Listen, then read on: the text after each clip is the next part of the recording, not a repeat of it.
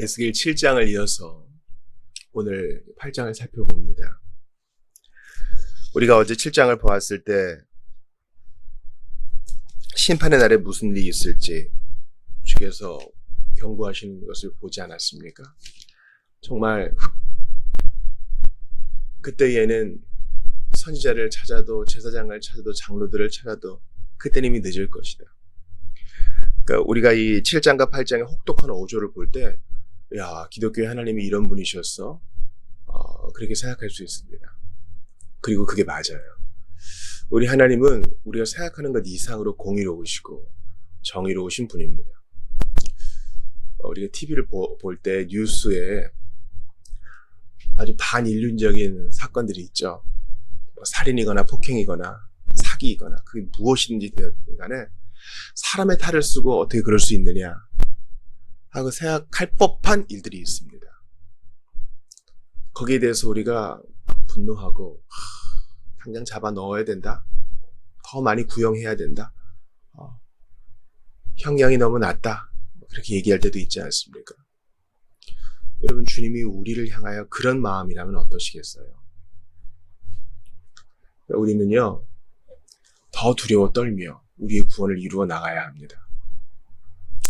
지금 하나님께서 무슨 아람 족속, 애굽 족속, 무슨 구스 족속에게 하시는 말씀이 아니고 이스라엘에게 하시는 말씀이에요. 심판이 먼저 교회로부터 시작된다 했습니다. 우리가 어떤 행위 구원론, 또 구원의 확신을 갖지 못하는 것에 빠지자는 것이 아니라 우리를 아주 치밀하고도 객관적으로 잘 돌아보고 아파할 때 기쁨이 동시에 온다는 것을 기억해야 돼요. 우리가 그러나 이미 아직 긴장 상태에 살고 있다는 것을 잊지 말아야 합니다. 지난 토요일에 로마서 6장에서 8장에 나타난 성화에 대해서 배우면서 정말 중요한 건 많이 배웠습니다. 신자는 더 이상 죄와 상관이 없죠. 근데 왜 죄를 짓습니까? 우리가 아직 육신, 육체, 몸 안에 살고 있기 때문입니다. 죄는 나에게 거하는 것이 아니라 이 몸 안에 거하는 것이에요. 로마서 7장의 탄식이 바로 그것입니다. 그러므로 우리가 오늘 8장을 읽을 때 이제 앞으로 에스겔이 자기가 환상을 몇 차례에 걸쳐서 또 이제 얘기하거든요. 에스겔의 몸은 지금 바벨론에 와 있어요. 그러나 주께서 그를 환상 중에 예루살렘으로 데려가셔서 지금 무슨 일이 일어나고 있는지를 보게 하십니다. 그러므로 우리는 이것을 보면서 아파하고 돌아보며 우리 보편교회 어디에선가 이런 일이 벌어지고 있다면 참으로 슬퍼해야 하고 돌이킴을 위해 기도해야 되고 또 이게 내 문제예요. 우리 교회 문제예요. 한국 교회의 상황이라는 것도 인지해야 합니다. 자, 한번 말씀을 요약해 봅시다. 정확하게 역사적 그 시점이 나와 있죠. 포로로 잡혀온 지 6년째 되던 해, 그해 6월 5일. 그때 에스겔은 집에 있고 유다의 장로들이 에스겔을 찾아와서 이것저것 묻고 계시를 받고 이야기를 하고 그럴 때 하나님이 에스겔을 데려가셔요. 그래서 에스겔이 환상 중에 주의 영광을 봅니다. 다니엘이 봤던 것과 같은 형상이죠. 불과 같은 인자의 모습, 허리 아래쪽 반신의 모습은 불처럼 생겼고 상반신의 또 모습은 벌겋게 달아오르는 쇠같이 환하게 빛나는 그 모습. 그분이 에스겔을 움켜잡으십니다. 그리고 순식간에 예루살렘으로 에스겔을 데려가셔서 성전에서 일어난 일들을 보여주세요. 보니까 이제 뜰에서부터 그 앞에 성전 안뜰 현관과 제단 사이로 가면서 하나하나 혐오스러운 일들이 뭐가 일어나고 있는지를 주의 영이 보여주십니다. 기억하세요. 무슨 인도 어디, 로마 어디, 저기 타지 어디가 아니라 바로 택한 백성 이스라엘, 그것도 남유다의 예루살렘, 그것도 예루살렘의 성전, 하나님과 가장 가까이 있어야 할 그곳, 주님의 임재가 있는 그곳에서 무슨 일이 벌어지고 있는지 주님이 보여주시며 이 심판이 얼마나 합당한 것인지를 알려주십니다. 그러니까 여러분 기억하세요. 오늘 8장을 우리에게 주신 목적은요, 야, 주님 진짜 화나셨구나. 우리 이제 가망 없구나. 이렇게 심판을 예언하셨으니 우린 끝났어. 그게 아닌 거 아시죠?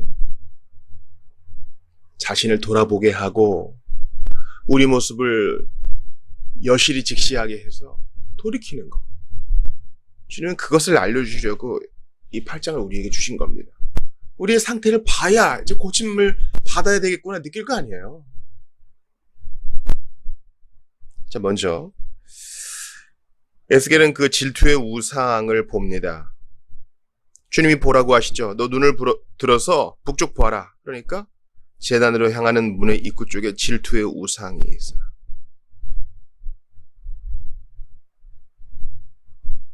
하나님만을 예배해야 되는 것에 질투의 우상이 떡 세워져 있어요. 계속 말씀드리죠. 하나님을 버린 게 아니에요. 하나님을 섬기는 명분도 갖고 있으면서 더 매력적으로 보이는 무언가를 움켜쥐고 그것을 신으로 섬기고 있어요. 아마 신이라고 얘기도 안 했을 거예요. 근데 늘 하는 문화적 관행 정도? 마치 우리가 하나님을 섬긴다고 하고 집사니 직분자니 하면서 돈 좋아하고 어렵고 뭐 힘들다고 하면서 세상 사람들의 가치를 따라 살고. 근데 주님은 이거보다 더 가증스러운 일을 보게 될 것이다 하면서 성전 뜰로 들어가는 문의 입구로 데려가신 후에 담벼락에 구멍이 나 있는 걸 보이십니다. 이거 헐어봐라. 그래, 거기 문이 있죠. 들어가 봐라. 그러니까 거기에 가증스럽고 악한 짓들이 일어나고 있는데 보니까 온갖 종류의 곤충, 혐오스러운 짐승, 백성이 섬기는 온갖 우상들이 벽사방에 잔뜩 그려져 있어요. 성전에서 이런 그림이 합당하지 않죠. 그것도 은밀하게. 하나님을 섬기는 것은 공개적이고 대중적이고 오픈되어 있는 것인데 은밀한 곳에서 하나님이 안 볼지도 몰라. 근데 이 벽의 우상들 앞에 이스라엘 장로 70명이 손에 향로를 들고 백성의 지도자요, 하나님을 앞장서 섬겨야 될 사람들이 오히려 우상 숭배의 최첨단에 서 있는 거예요. 그래서 향로를 들고 그 우상에게 제사를 드리는데 뭐라 그래요? 그 어두운 곳에서 뭐라고 그들이 말합니까? 하나님은 우리 돌보지 않아. 이 땅을 버렸어.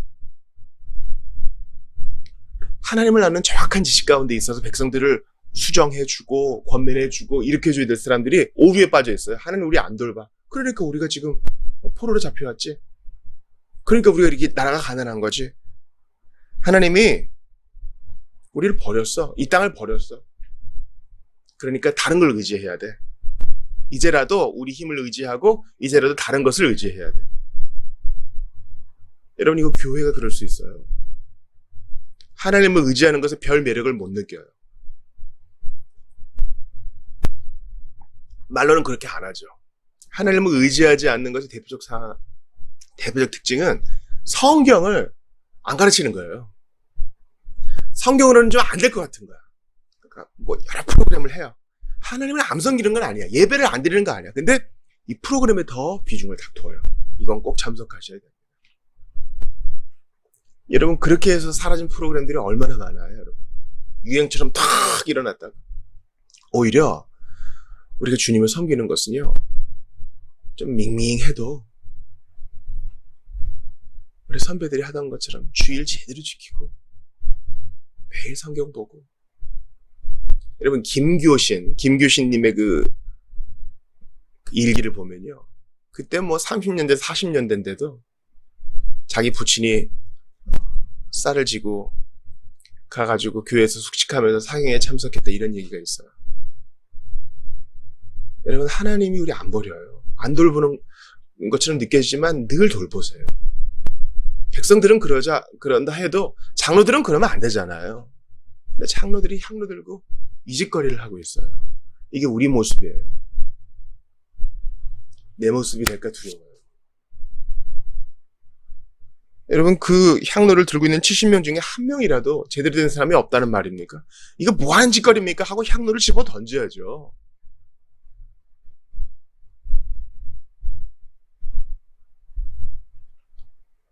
주께서는 우리를 돌보지 않으시고. 이게 말이 돼요. 잘못은 자기들이 저질러 놓고서 마치 사춘기를 극심하게 겪는 애들이 나를 괜히 낳아가지고 나한테 피해만 준다고. 이게 부모에게 할 소리입니까? 하나님께 이런 얘기를 해서는 안 되는 겁니다. 근데 주님은 이거보다 더한 거 있다? 그러면서 동문 입구에서 여인들이 담무스 신을 위해서 슬퍼하는 것을 봅니다. 담무스 신은 바벨론의 농신인데요. 자기들의 죄를 위해 슬퍼하고 하나님 앞에 충성하지 못한 것을 회개해야 되는 여인들이 엉뚱한 이방 신을 위해 울고 있어요. 우리도 그럴 수 있지 않아요?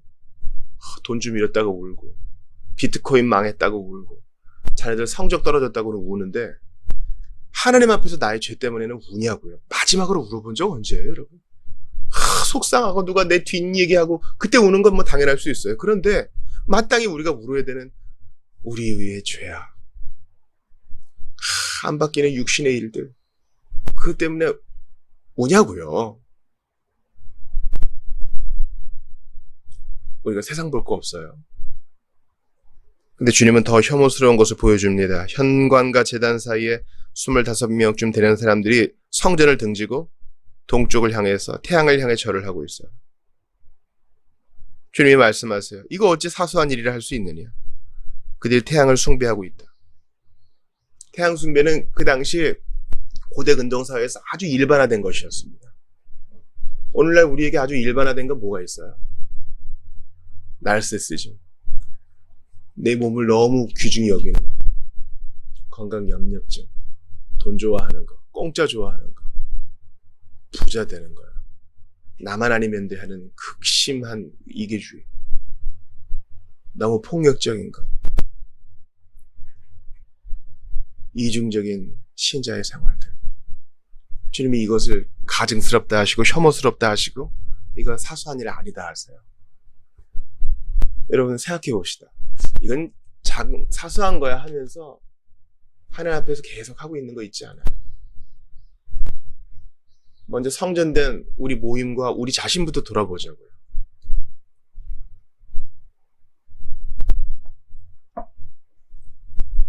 주일에 말씀과 기도라는 우선순위를 다 붙들자. 이건 우리가 선택한 거 아니에요. 하나님이 우리에게 부여해 주신 것인데 지금 화요일이거든요. 여러분 얼마나 그 도전받은 대로 살고 계세요. 주님이 우리에게 말씀하실 수 있어요. 우선순위를 뒤죽박죽하며 사는 거, 이거 어째 사소한 일이라 할 수 있겠느냐. 맞아요. 주님 맞습니다. 저희가 그렇습니다. 이거 진짜 사소한 거 아닙니다. 회개합니다. 이게 우리의 자세예요. 이제라도 우리의 부족함을 놓고 고글해야 됩니다. 금식이라도 해야 돼요.